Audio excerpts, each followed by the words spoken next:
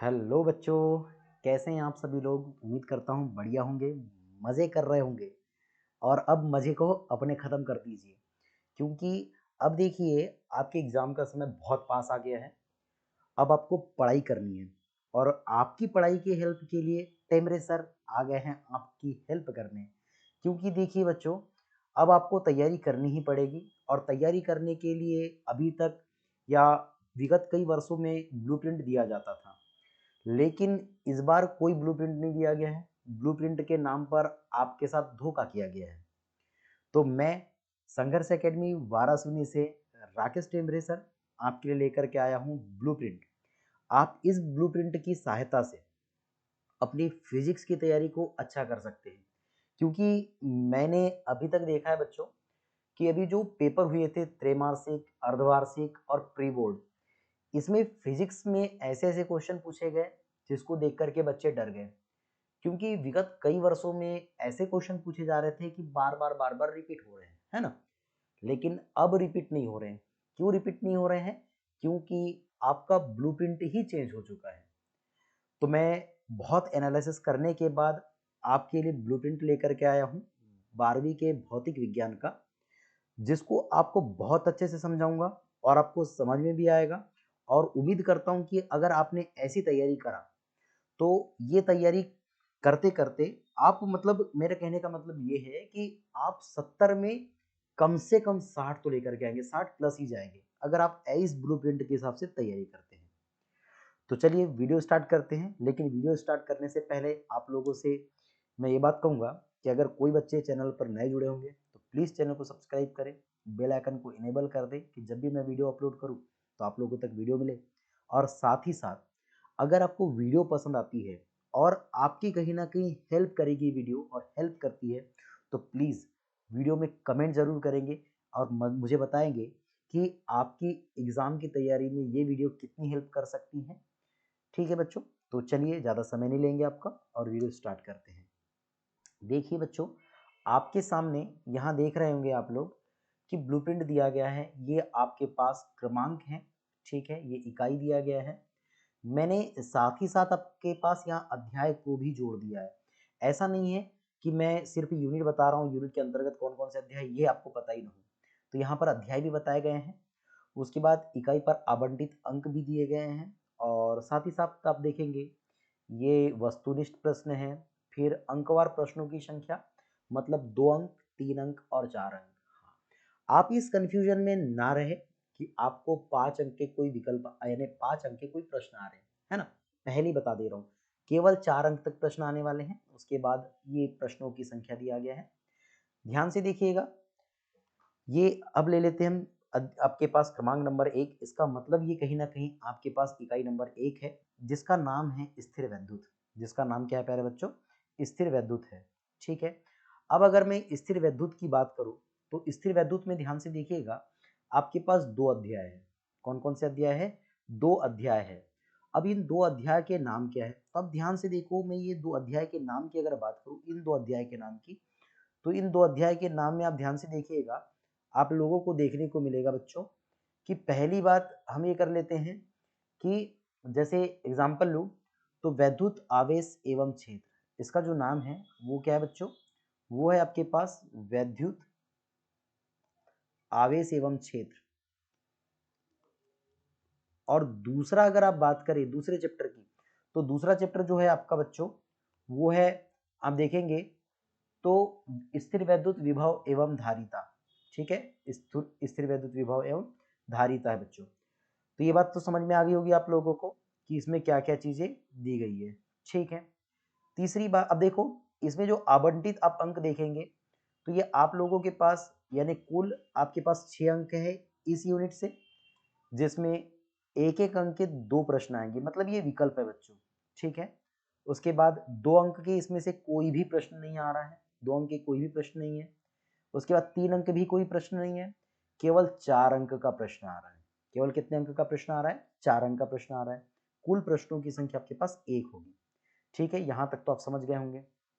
अब आप देखेंगे आगे कि अगर मैं बात करूं यहां पर आगे, तो देखिए अब आप देखेंगे यूनिट नंबर 2, है ना। यूनिट नंबर 2 की बात करें तो इसमें वैद्युत यानी धारा वैद्युत आएगी। धारा वैद्युत मतलब आपके पास अध्याय नंबर 3 है। कितना है? अध्याय नंबर 3 है, आप देखेंगे तो।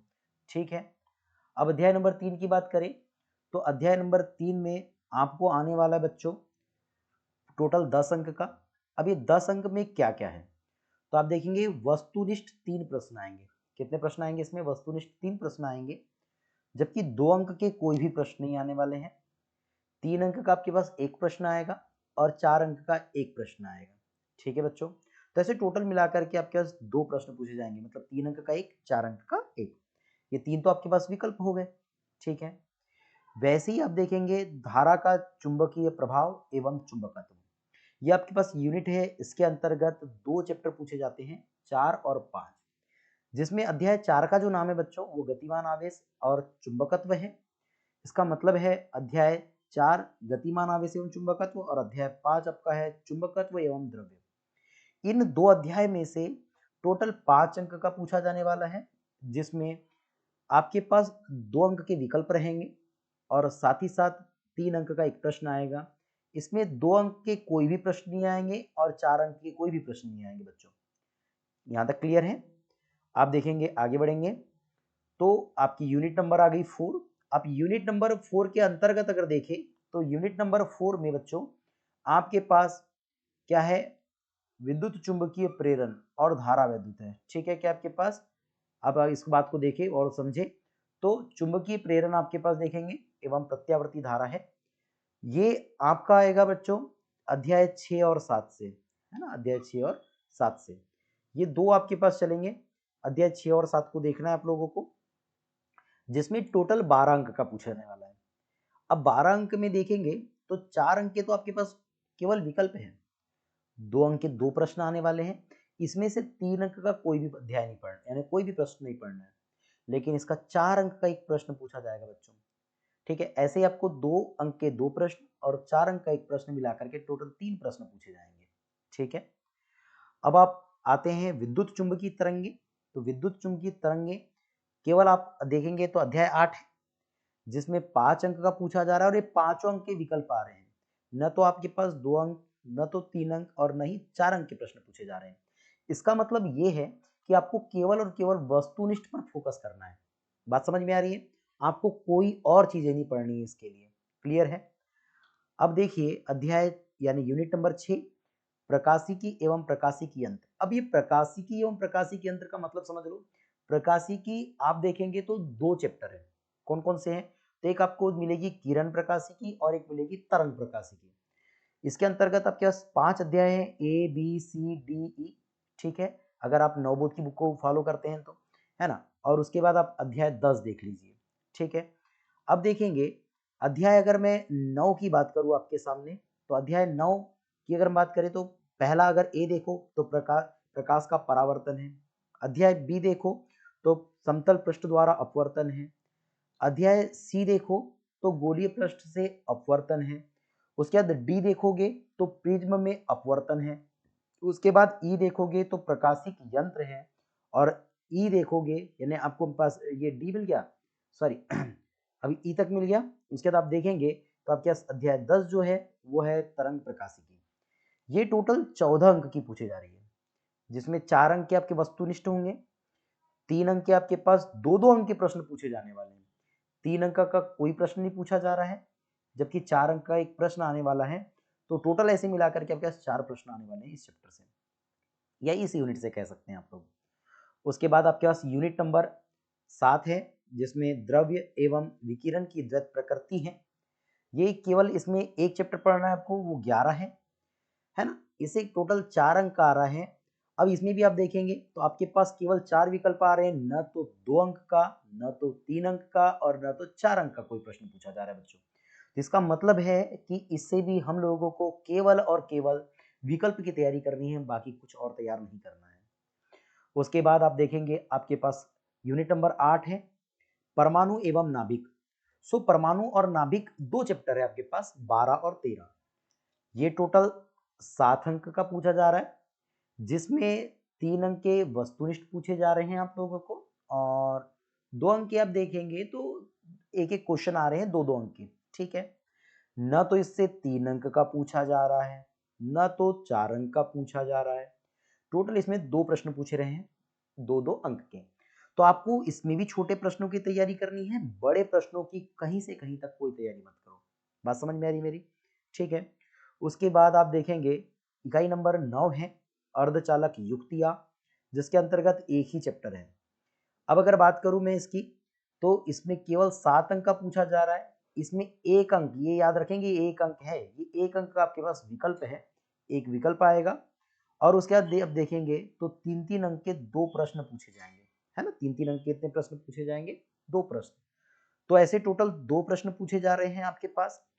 तो देखिए, अगर आप इस ब्लूप्रिंट की हेल्प से तैयार करते हैं, अपनी मतलब प्रिपरेशन को आगे बढ़ाते हैं, अपने फिजिक्स को ऐसे तैयार करते हैं, तो आपको आसानी जाएगी अपने एग्जाम को क्रैक करने में।